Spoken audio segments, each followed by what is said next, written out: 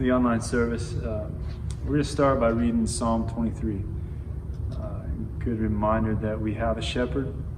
He cares for us and he will be faithful. So I know it's familiar, but let's just hear it with fresh ears and hearts as we begin our time this morning. The Lord is my shepherd, Psalm 23. The Lord is my shepherd, I shall not want. He makes me lie down in green pastures.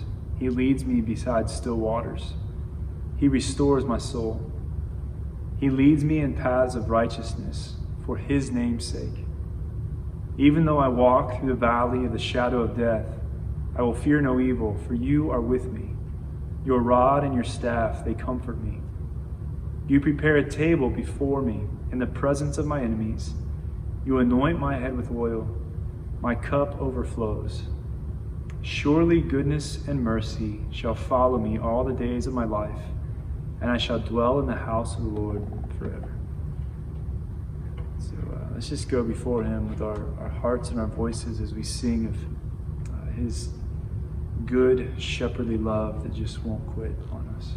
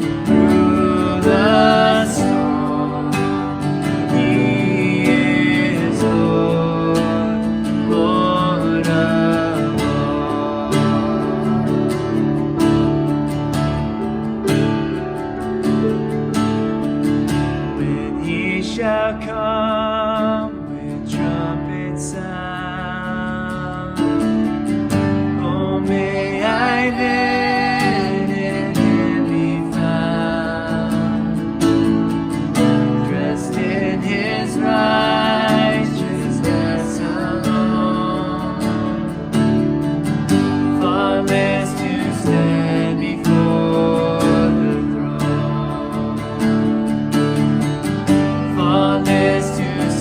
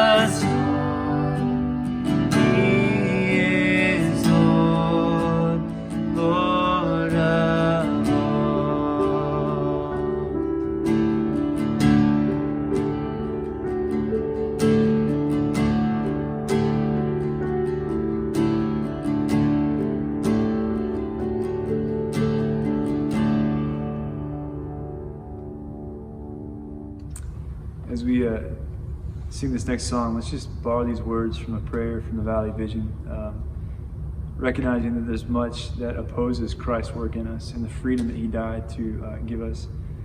And so this prayer just asks the Lord to occupy our hearts, to possess us entirely by his love, and that by his grace he would conquer that which is rebellious in us, which is our ultimate joy and freedom. So just together, let's bring our voices and make this our corporate prayer this morning.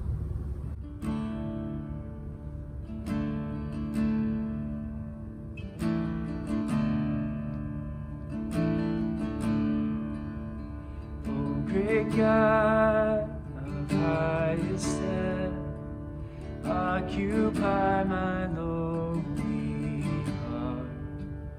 Own it all and reign supreme. Conquer every rebel God. Let no vice or sin remain that resist your holy word. You have loved and purchased me. Make me yours forevermore.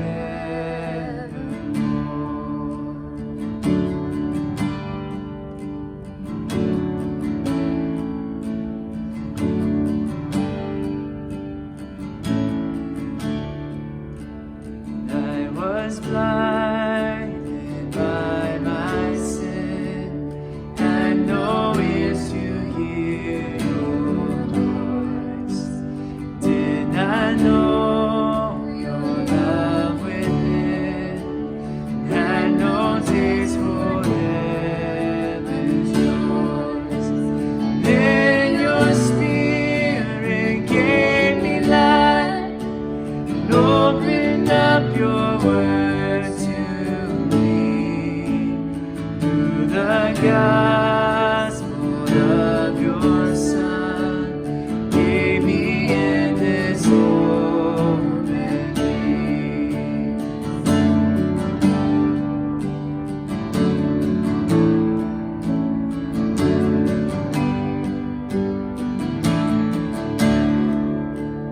Help me now to live a life that's dependent on your grace.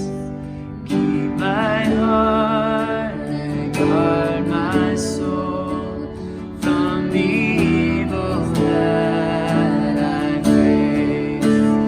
You are worthy to be praised with my every thought and deed. O great God of highest heaven, glorify your name through me. You are worthy to be praised with my every thought and deed.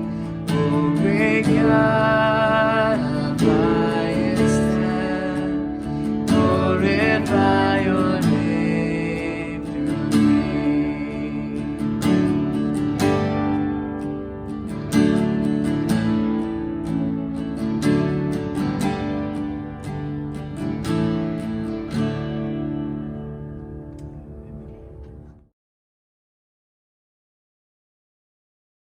Good morning. Welcome to Clearwater Community Church. We're glad that you're gathered with us this morning. Toward the end of our time, we will be celebrating communion, so it might be of benefit, if you've forgotten that, to gather elements for bread and cup, and we will celebrate communion together this morning. We are in the book of Micah, and we're going to be looking at chapters 3 through 5 in this short sermon series as part of our discussion of justice and mercy. Justice and mercy.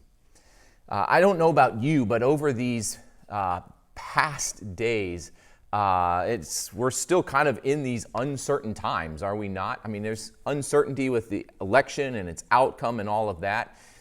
We are still here. The apocalypse hasn't happened. The world hasn't come to an end yet. But we are wondering what is going to happen. What will the outcome of this be? And while I think we're starting to see some developments in that, there's still a lot of uncertainty politically.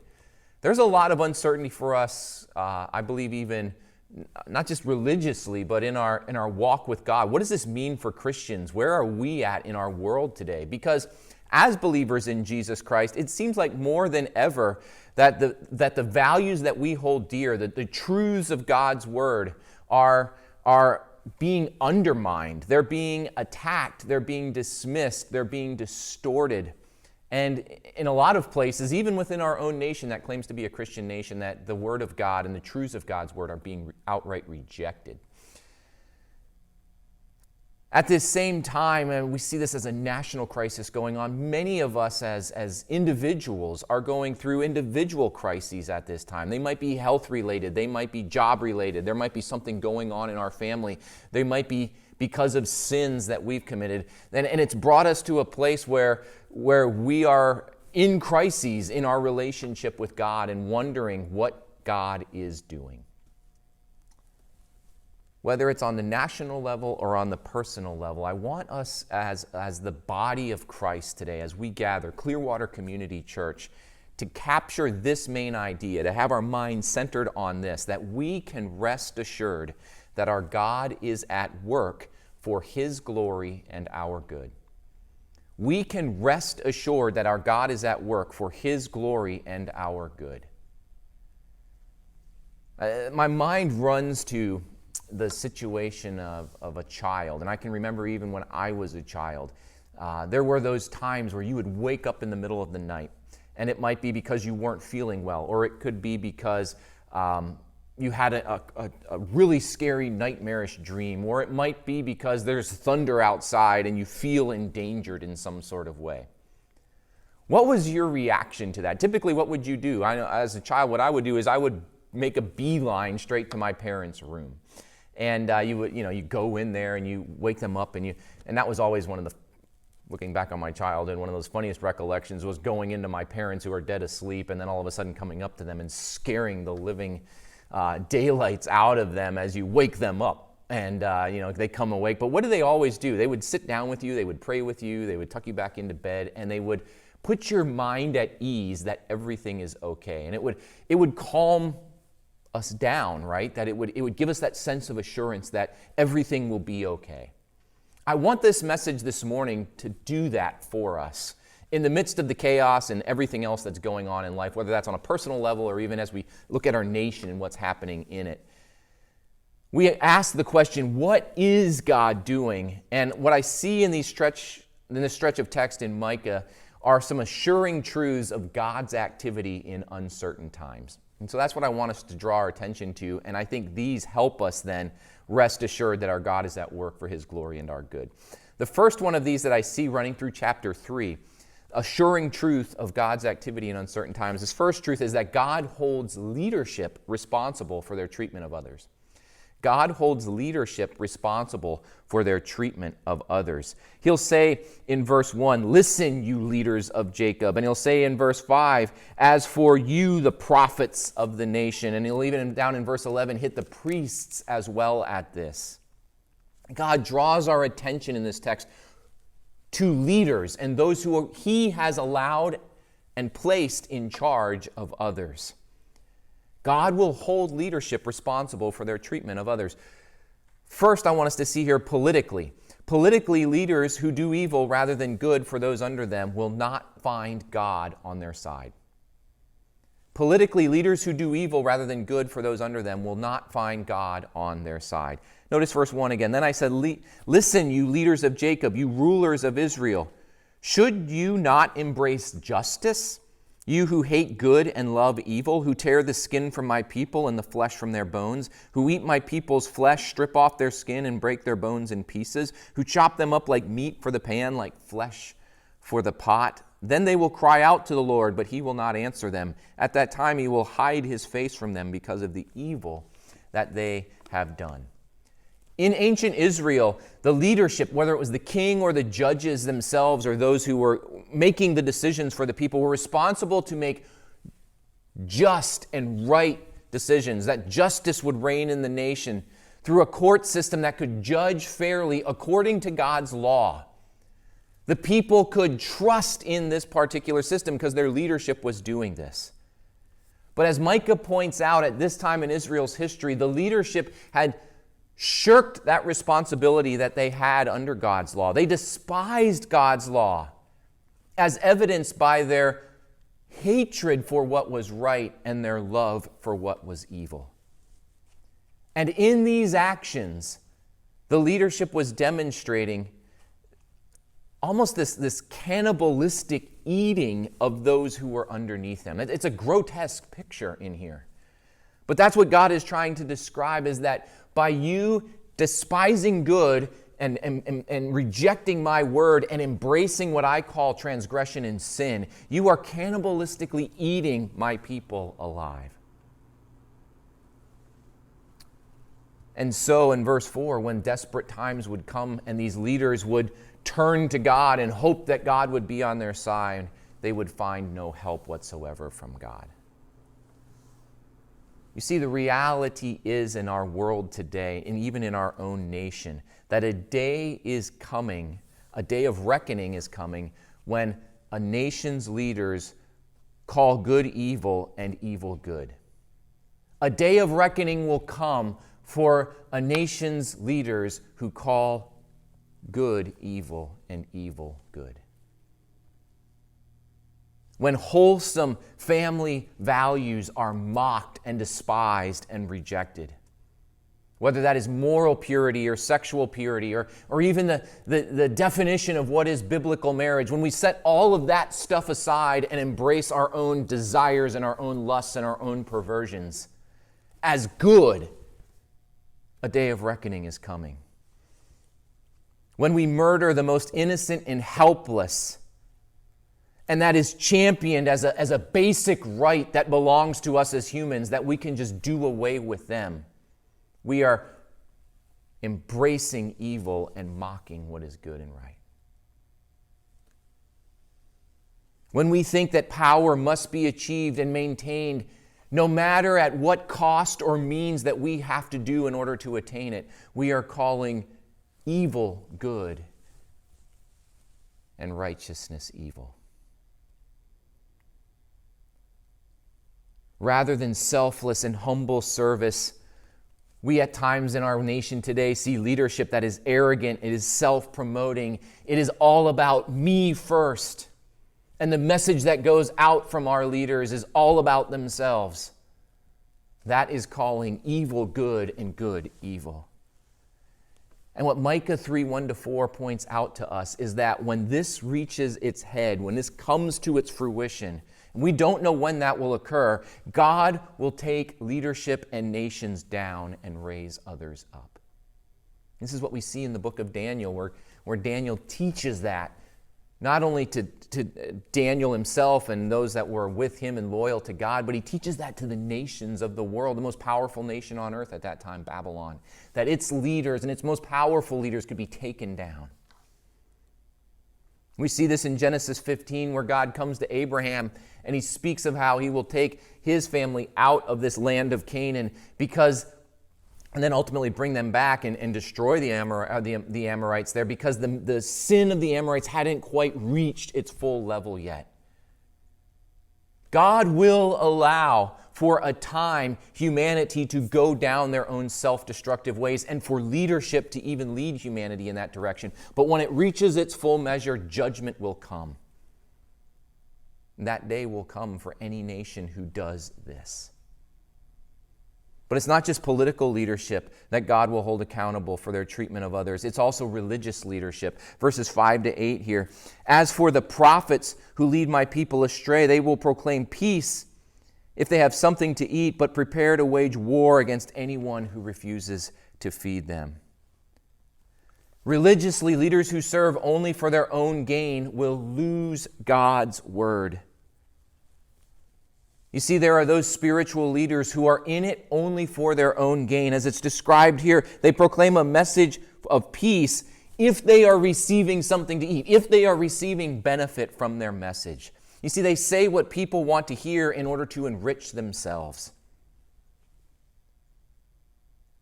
We, as even the church today, can fall into this same pattern, when the emphasis of our church and our leadership of the church and everything we are about becomes about the size of the congregation or the size of the offerings to the detriment of the content which is taught or the transformation that is occurring in God's people. It's not about numbers. It's about transformation in what God is doing in those who are the people of God. But when religious leaders, pastors, and others are in it for their own gain and their own reputation, they can anticipate what God talks about here in verses 6 and following.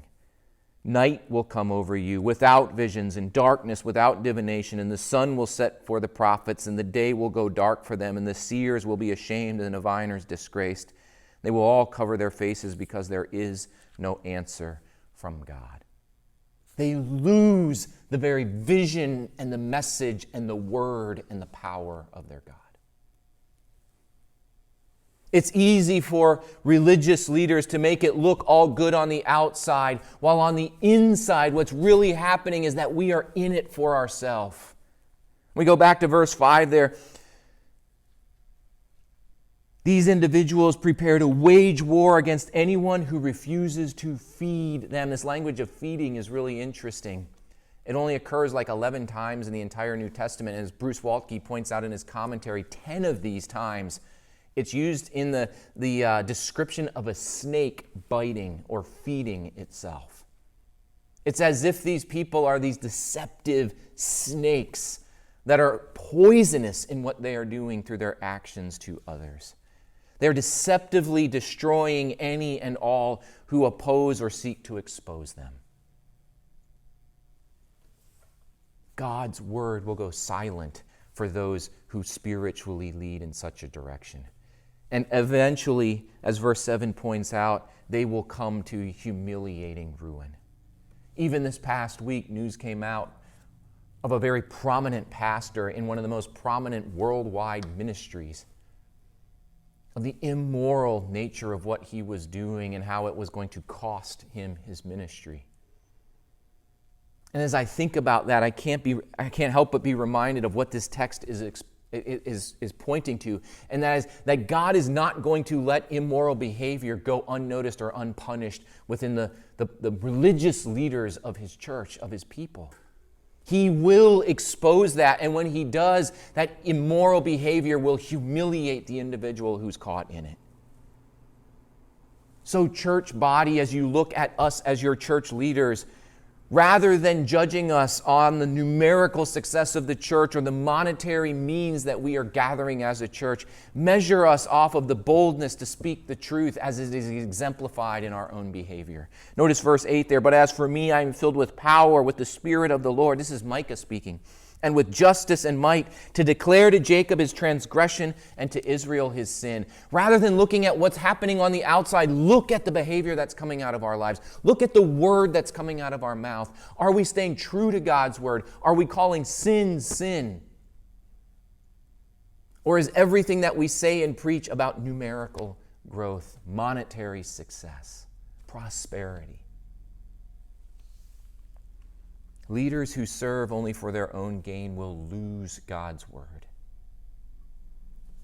And then verses 9 to 12 here, in general, violent and unjust leaders that self-deceivingly believe God is with them will lead their people to destruction. Verse 9, he says, "Hear this, you leaders of Jacob, you rulers of Israel, who despise justice and distort all that is right, who build Zion with bloodshed and Jerusalem with wickedness. Her leaders judge for a bribe, her priests teach for a price, and her prophets tell fortunes for money. Yet they look for the Lord's support and say, 'Is not the Lord among us?' No disaster will come upon us. No disaster will come upon us. Therefore, because of you, Zion will be plowed like a field, Jerusalem will become a heap of rubble, the temple hill a mound overgrown with thickets." You see, whether in the political or the religious realm, leaders that are financially prospering can easily believe that God is on their side so that nothing could happen to them, because they can find texts in Scripture that speak of God prospering those who are with Him. And here is the misunderstanding, and it's that we so many times judge that those who are prospering, those who are succeeding, those who look like they have it all together must have God on their side. And even those of us who are in leadership have this tendency to think that we have somehow earned God's favor because we are succeeding at what we are doing, rather than understanding that anything good that happens to us or any benefit that we receive ultimately is an extension of what? God's grace to us. It's not an indication that we are somehow accomplishing and achieving. Rather, it's an extension that God is at work in us.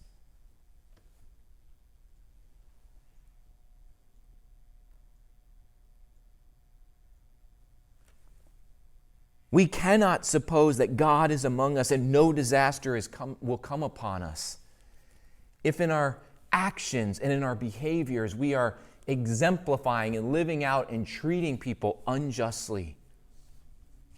That leads people away from God. And ultimately, as the end of this chapter points out, when leadership does this, whether it's on the political or the religious level, it will face ruin and judgment at the hands of God. We are to uphold faith and justice and obedience to God's word in our leaders. That's verse 8. That's what Micah was about. And he was using his example as an example to the people. This is what you should have in your leaders. Those who are believing, those who are just, and those who are obedient to God's word. In the coming up to the election, just a couple of weeks ago, an article came out by John Piper, and he was speaking into the election. And you could go back, and I would challenge you to go back and read this article if you didn't. It was passed on Facebook, and a number of people have read it, and I've even seen people in our church commenting on it. Just Google Piper and election, and it'll come up. But John Piper was writing about, and he says, this is the closest you'll ever hear me get to telling you how to vote. And he doesn't really come out and tell people how to vote in this particular article. But what he wanted to challenge was this idea that as believers, we can look at and condemn sin in one area of politics or this country, while at the same time embracing a candidate or looking at a candidate who themselves stands opposed to God's word in so many clear levels and ideas, especially in their personal life, and think that that's okay. We can embrace that kind of a leader.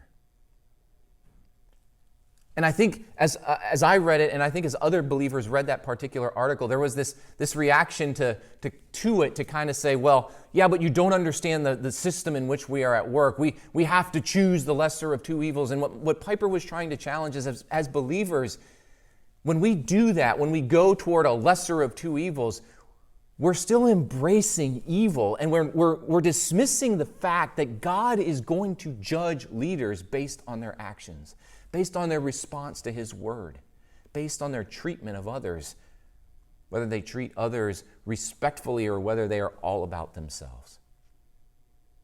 And it was a sobering reminder to me that what I do with elections, what I say about that, what I'm thinking about those things, has impact on what others think and do, and is a testimony to this lost world. And what testimony is it if we as believers are condemning one while embracing another kind of evil? And our response to that, I think, tells a lot about how we view this and how we view leadership. I'm not telling you how to vote. I'm not going to expose how I voted in this particular election. But our hope shouldn't be in a human leader who they themselves exemplify sin, self-promotion, arrogance. Because eventually God's going to bring that kind of person to ruin and judge them. And so we as Christians, whether it's in our church leadership or even in our national leadership, should be seeking to promote and hold to people and leaders and parties that exemplify righteousness. And you might say, well, I can't find that in any of them today. Yep, you're probably right. We can't. And therefore, we trust in God, not in a human political leader. I think how you respond to that particular article or how you respond to that particular article probably reveals a lot about your own heart, and this passage probably speaks into that and challenges that. And so, again, the first truth that I want us to see, and I know I've harped on this a lot this morning, and we'll move quickly through the rest of this, but I want us to see, especially in the midst of crises, that God holds leadership responsible for their treatment of others, whether that's religious or whether that's political leadership. And we can rest assured that God's going to do that. The second truth that I think gives us assurance here is that God calls His people to demonstrate their faith in Him by following Him as a leader. God calls His people to demonstrate their faith in Him by following Him as a leader. Verses 1 to 8 of chapter 4 turn from this kind of judgment text upon the nation's leaders to hope for the nation once again. And it's hope because people see that God is the one who can lead them. God calls His people to demonstrate their faith in Him by following Him as a leader. Why? Because there's 4 escalating, I think, reasons here, building reasons that establish this truth. And it's the first one of these reasons is this: God will establish His kingdom rule. In the last days, the mountain of the Lord's temple will be established as the highest of the mountains. It will be exalted above the hills, and peoples will stream to it. God, in the last days, will accomplish His kingdom rule. Eventually, God would raise Israel from the ashes again. They would go into captivity and into exile, but God would return them from that. God would build the temple again. Eventually, God will, as we'll see in a moment here, bring Messiah, the true temple of God.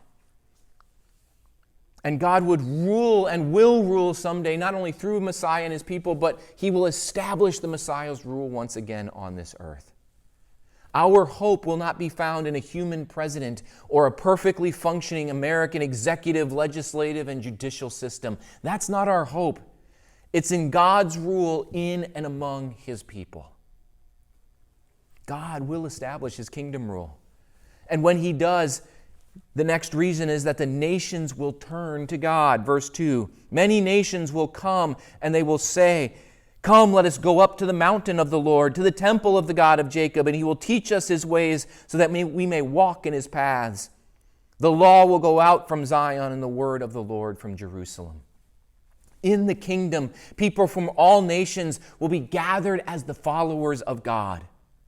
That is true, and we can see that from Revelation 4 and 5, and we can see that from the end of the book of Revelation, that there will be peoples from all nations gathered in this kingdom. But this kingdom rule is transpiring today through the message of the gospel of Jesus Christ and the manifestation of the Spirit to draw men to repentance. I don't think all of this got fulfilled in the first coming of the Messiah, but some of it did, and that kingdom rule is going out into the nations today through the gospel of Jesus Christ. We see this lived out in Acts chapter 2 at Pentecost itself, as Jews from all over the Roman Empire were gathered in Jerusalem, and when the Holy Spirit came and Peter and the other disciples proclaimed that this Jesus that we have crucified, that you have crucified, is now Lord and Messiah. And people repented from their sin. What happened? People from all those Jews from all over the empire that were gathered in Jerusalem came to salvation. And fulfillment of some of these texts started to take root. And as those people returned to their own lands, what happened? The gospel truth and the kingdom rule of Jesus Christ went to the nations so that people from all kinds of tribes and tongues and nations could now come and learn and follow and place their faith in Jesus Christ. You see, the hope for this world remains the good news that God saves any and all who will repent of their sin and trust and follow Jesus Christ. This will bring the nations to God. God will establish His kingdom rule. The nations will turn to God, and God will establish peace among the nations. Verses 3 and 4. He will judge between many peoples and will settle disputes for strong nations far and wide. They will beat their swords into plowshares and their spears into pruning hooks. Nation will not take up sword against nation, nor will they train for war anymore. Everyone will sit under their own vine and under their own fig tree, and no one will make them afraid, for the Lord Almighty has spoken. The fruit of this gospel going forth and the kingdom rule of Jesus Christ being established is peace and tranquility among the nations rather than violence. You see, it's God's justice that will ultimately end war and animosity between people groups. And this, I think, ultimately cannot be attained this side of glory. This will happen in Messiah's rule. Why can't it happen now? Because of the sinfulness of the human heart. It is an amazing reality that as missions, worldwide missions spread within this world, especially in the late 1700s and then in the beginning of the 1800s and throughout the 19th century, those 1800s years, the gospel was going forth from places like England and America into some of the most dark places of this world, and people were coming to faith in Jesus Christ. And there was this thought that the church itself, through the spread of the gospel, would be able to usher in this peace and tranquility. The 20th century was a real corrective to that because violence didn't end in the 20th century. In fact, we had wars that killed more people than any in human history. It's almost unconscionable. And even in the face of the spread of missions, some of the worst wars in human history occurred. We aren't there fully yet. We have the truth of the kingdom. We take that to the nations. People can respond in faith in Jesus Christ, but we still wait for a God to re-enter human history and establish His rule. And while we wait for that, verses 5 through 8, we can still find our satisfaction now in God in relationship to Him. All the nations may walk in the name of their gods, but we walk in the name of the Lord our God forever and ever. You see, while others trust in the gods they worship to deliver them, to provide for them, the faithful order their lives according to the character and revelation of the one true God. And He is gathering this group to declare His message of deliverance to the nations. He says, "In that day, declares the Lord, I will gather the lame and I will assemble the exiles and those I have brought to grief. I will make the lame my remnant, those driven away a strong nation, and the Lord will rule over them in Mount Zion from that day and forever. As for you, watchtower of the flock, stronghold of daughter Zion, the former dominion will be restored to you. Kingship will come to daughter Jerusalem." God is gathering a people once again to declare His name. And He does that not through the proud and the powerful, but through the humble and the weak. Those are the ones who recognize their weakness, recognize their inability, that turn to God, that become God's remnant. You see, it's not about the glitz and the glamour and the power of celebrity and politics today. The ones that ultimately last are the faithful. And I think this is a powerful message to us who are believers in Jesus Christ. We sometimes wonder, well, what is our part in this? I'm a nobody in God's plan. That's not true, believer. In God's plan, you play a role. Your witness plays a role. You are part of this remnant, and you have a message to live out before those that you influence. You are a witness to the power and the strength of the glory and the grace of God. As a parent or as a grandparent or as a worker, there are people that you come in contact with every day that you influence, and you might influence the next generation through your parenting and grandparenting, but you need to display for them that strength and security is not found in the politics or the religious leaders of our day, but it's found in God's answer, His Messiah. That's our hope.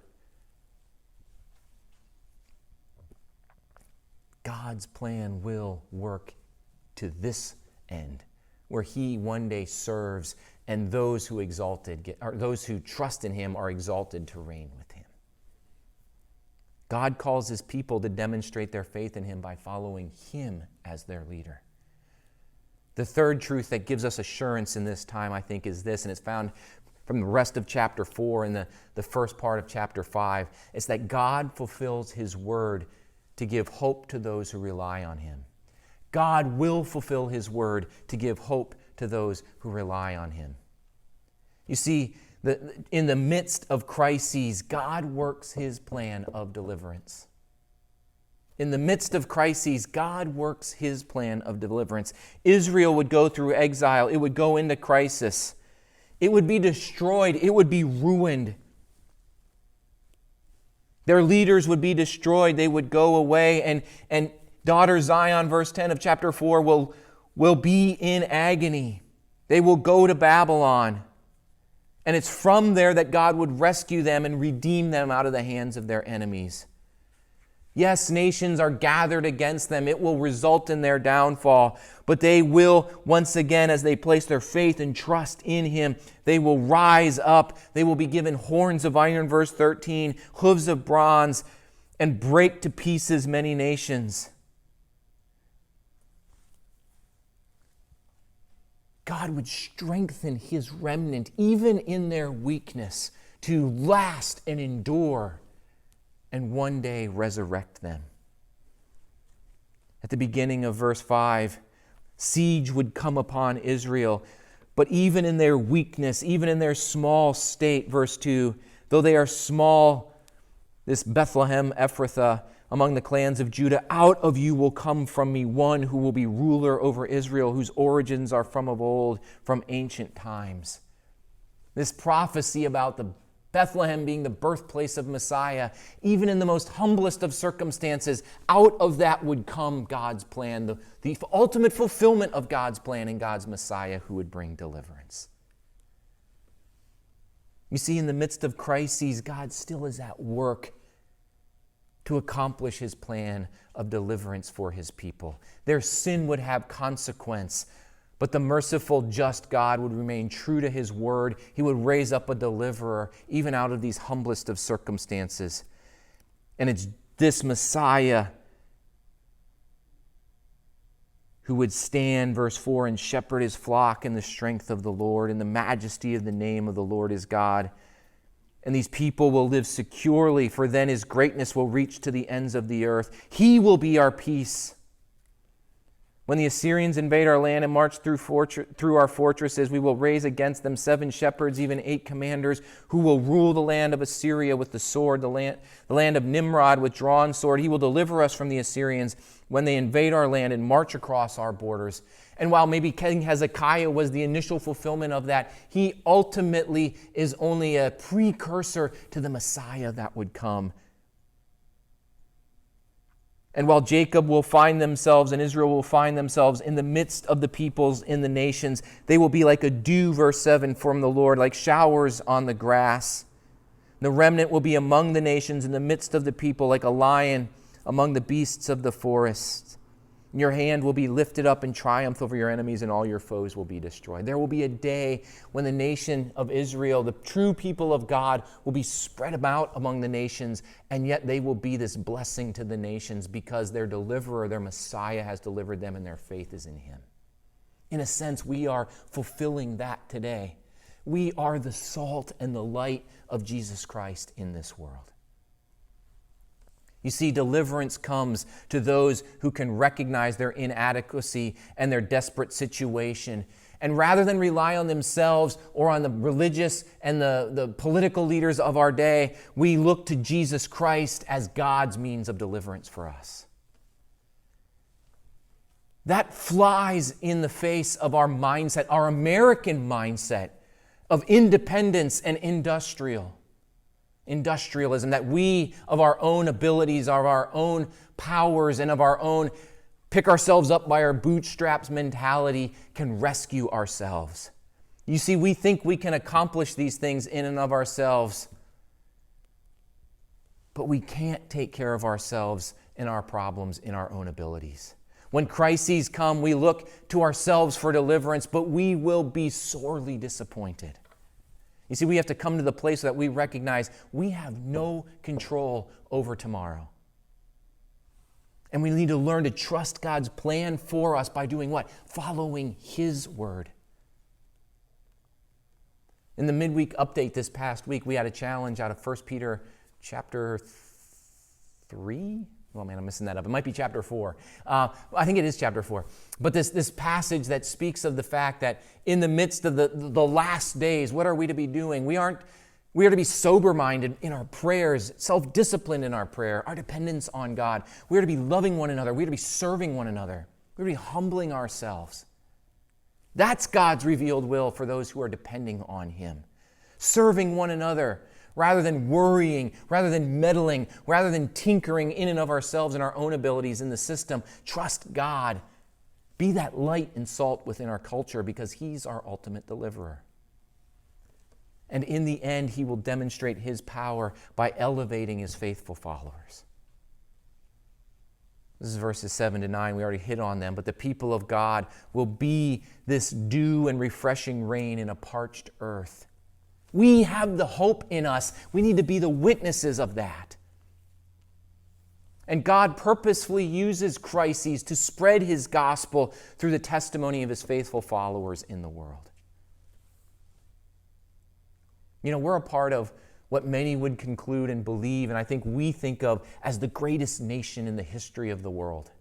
We are so technologically advanced. We're so militarily strong. We have so much riches in our nation. And yet the one thing that this election, I think, has proven to us is that we can't even figure out how to do an election to figure out who our leader is going to be.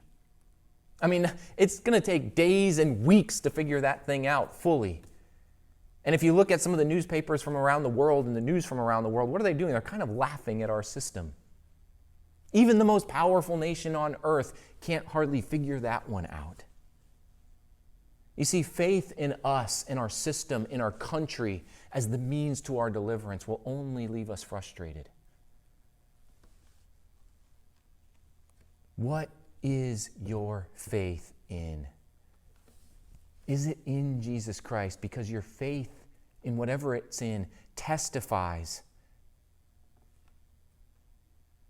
what you're all about. And if your faith is in Jesus Christ, it's testifying in what will ultimately triumph forever and ever, and that is Jesus Christ.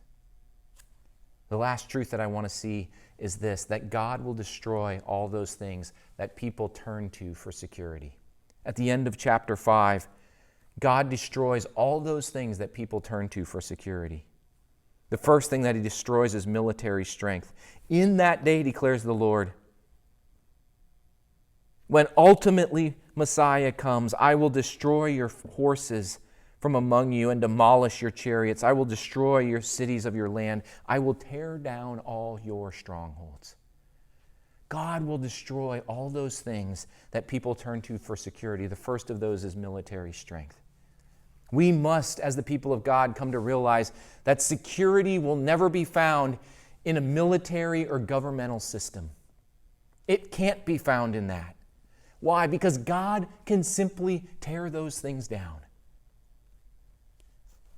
Be reminded from our Old Testaments of the Egyptians, the most powerful people on earth that God simply wiped out through the plagues to bring His people from.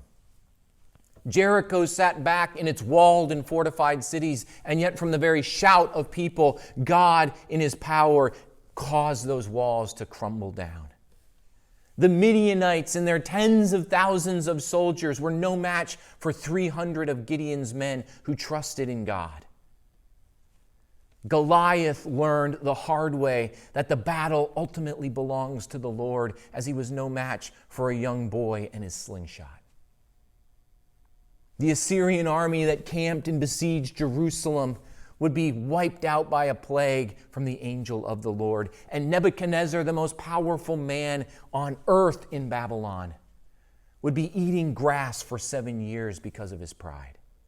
You see, the most powerful person, the most powerful country, the most perfect political system is no match for the all-powerful God of this universe. This is a false security if we find ourselves depending on those things to give us rest. This doesn't mean that we as believers shouldn't get involved in government or have concern for our country. Those are a means that God uses, and we should take interest of those things, but we need to see those as a means that God uses, and never to place our confidence and our dependence solely in them. They aren't the mechanism of deliverance for us. God is. God uses them as times as a means, and we can be involved to that level, but see them as a means and not ultimately place your faith and trust in them. The first thing that God destroys or will destroy is all military strength. He also will destroy all false idols. I will destroy your witchcraft, and you will no longer cast spells. I will destroy your idols and your sacred stones from among you. You will no longer bow down to the work of your hands, and I will uproot from among you your Asherah poles when I demolish your cities. You see, idolatry is at the heart, or idolatry at its heart has always been a means by which humanity has attempted to control and manipulate deity. Idolatry at its heart has always been a means by humanity to control and manipulate deity. Humans think that we can somehow control God or control, as in false worship, the gods in order to get them to do what we want. You see, we believe that we know what's best for our lives, and so we do whatever is necessary to get God onto our own agenda. And the manipulation game of false worship, God points out here, will eventually end in destruction. You say, well, I'm not involved in idolatry, Phil. Really? Do we try to manipulate God to get Him on our side so we get what we want? And how many of us rely on our good deeds to earn our right standing with God? Or how many of us rely on our good deeds to get God's blessing to come on our lives? We think at times because we give, because we tithe, because we put this money in the offering plate, then that we should receive blessing from God. And when things don't go right for us, we question God. How could you do this? Don't you know all of these things that I'm doing for you?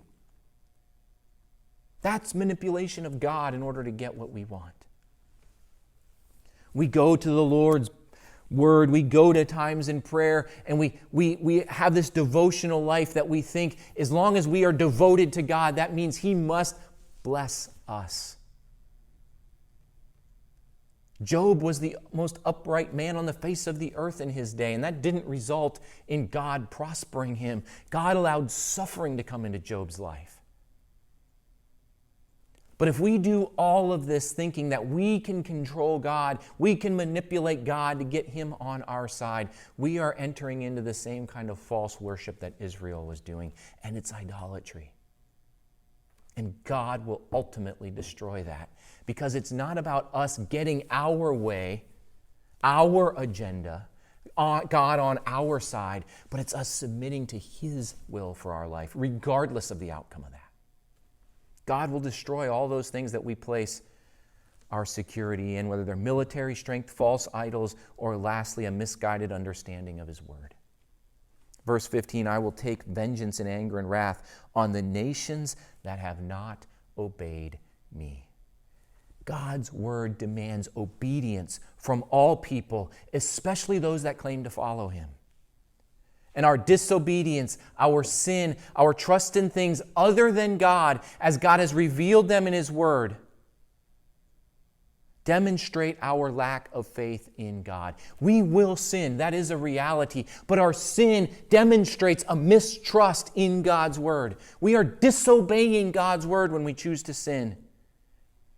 What should our reaction be? Our reaction should be in our sin that we are driven to our knees, begging God to forgive us out of His grace and His mercy toward us because of our idolatry, our rejection of Him.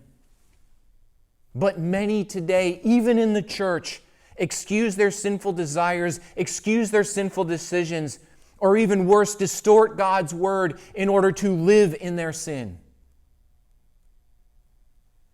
Whether it's through our sexual immorality, our sexual choices of going after things like pornography, or our own lifestyle choices of immorality, gross immorality, whether that's in a heterosexual desire or homosexual desire. We distort God's Word to think that we can act on those things outside of the bounds that God's Word has established for those things to take place in.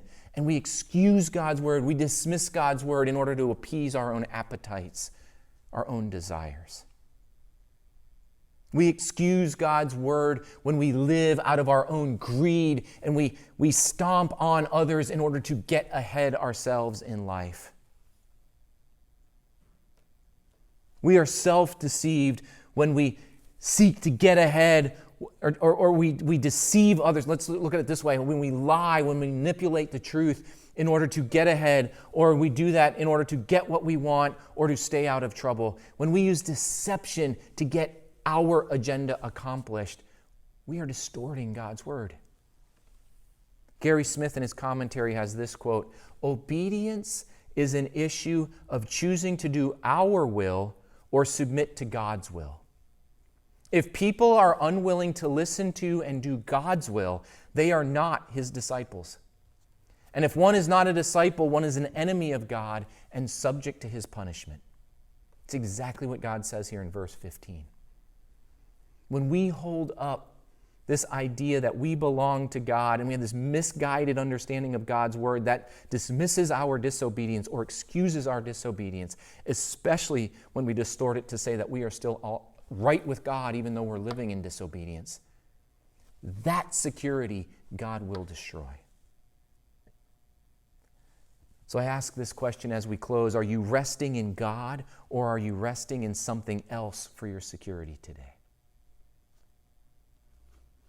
A good test is what you are thinking about in the aftermath of this election. It's still unfolding. It's still uncertain. But what are you resting in? Are you so distraught over the outcome of this that it's leading to just hopelessness in your life, despair in your life? You see, that should not be the thought process of those who are trusting in God for our rest, for our assurance. We can rest assured that God is in control and He is accomplishing His glory and will accomplish His glory and good through those that trust in Him.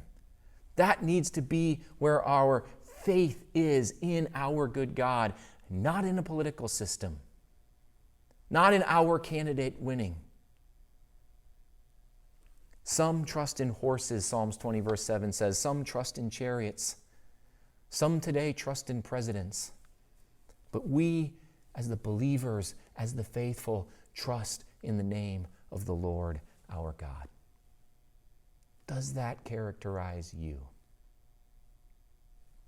You see, church, as we move towards communion today, we declare that we trust in the name of the Lord our God by celebrating that our hope, our salvation, was earned by Jesus Christ.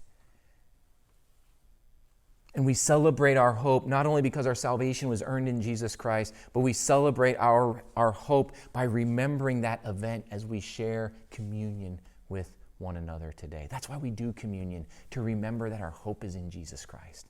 Do this in remembrance of me. So as we close this morning, let's take the bread and the cup and let's celebrate that our hope is in the salvation that Jesus Christ has earned for us.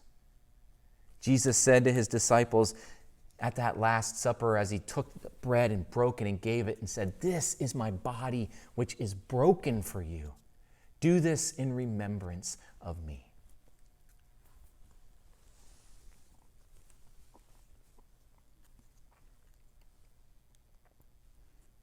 You see, Jesus Christ shed his body, he broke his body, he shed his blood so that we could have confidence, we could rest assured, even in the midst of crisis and chaos. This is our hope. This is our assurance. This is our new relationship, our new covenant relationship, paid for by the blood, the shed blood of Jesus Christ on our behalf. We do this in remembrance of him. Lord Jesus, as we close this morning, may we be a people that don't trust in a political system, don't trust in our own abilities to make things happen. But Lord, that we recognize you stand ultimately over our political and our social leaders. You call them to justice. You will raise them up and tear them down as they lead in justice. That God, ultimately, you will usher in your kingdom and accomplish your rule, especially for those who trust in you. That in the midst of crises, you will deliver your people who place their hope in you. That is our hope. And ultimately, God, that you will destroy and wipe out any securities that we place ourselves in that are false, anything that we look to for security other than yourself. So, Lord, may we be a church, may we be a people, may we be witnesses this week individually, in our families and in our workplaces, that we don't trust in human means or human leaders, but ultimately our leader is Jesus Christ. He has secured our salvation in his blood. And ultimately, Lord, we are the salt and light within this world today to point people to your glory. May that be seen in our obedience. May that be seen in the things that we stand for, the justice that we stand for, the righteousness that we stand for in this world. And Lord, please do not allow your church in this country, in this world, and do not allow Clearwater Community Church and those who are listening to this message this morning to in any way, Lord, distort or to blur the clear vision that must be of Jesus Christ as the only Savior and the only means of deliverance for us. May we not distort that by our sin or our greed or our own ambition or our own false dependence on things that ultimately cannot deliver. Jesus, may you be glorified through our lives, and may your testimony of the hope and the glory and your goodness reign in our lives this week. We pray all of this in your name, Jesus. Amen. As we close with a song this morning, go in that grace for the glory of God. May it be displayed in your good works this week, not that you're manifesting, but that Jesus Christ is manifesting through you. We'll see you next week. So as we come out of communion, just celebrating the Lord's table, it's a declaration that the peace that Jesus purchased and promised will come to pass. And every time we eat and drink at the table, we proclaim his death that accomplishes peace, because it removes that wall of hostility that existed between us and God and between us and one another. And so as we close our time, let's just sing this as a declaration of our hope and confidence in Christ's promise that the day is coming. And therefore we look for and hasten the day of the Lord as we see it approaching with eyes of faith. And so let's just meditate on this as we end our time together. Oh, day of peace that dimly shines through all our hopes and prayers and dreams, guide us to justice, truth, and love, delivered from our selfish schemes. May swords of hate fall from our hands, our hearts from envy find release, till by God's grace our warring world shall see Christ's promised reign of peace.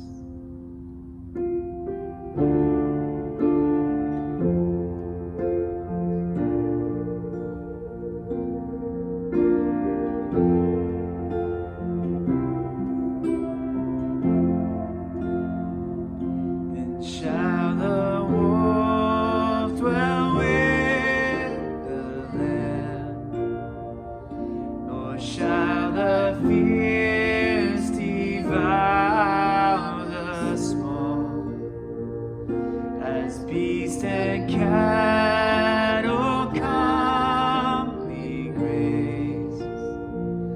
A little child shall lead them all. Then enemies shall learn to love. All creatures find their true accord. The hope of peace shall be fulfilled, for all the earth shall know the Lord.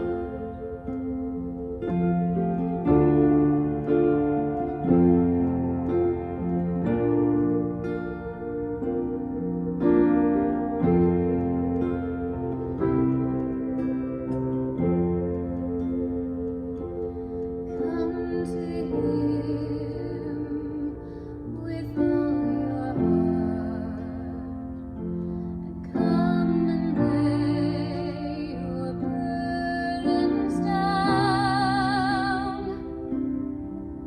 For peace He came to give, and joy shall be the crown, and joy shall be the crown. So go in His grace and His peace, and live as ministers of mercy in this world as we look forward to Christ's return. Have a great week.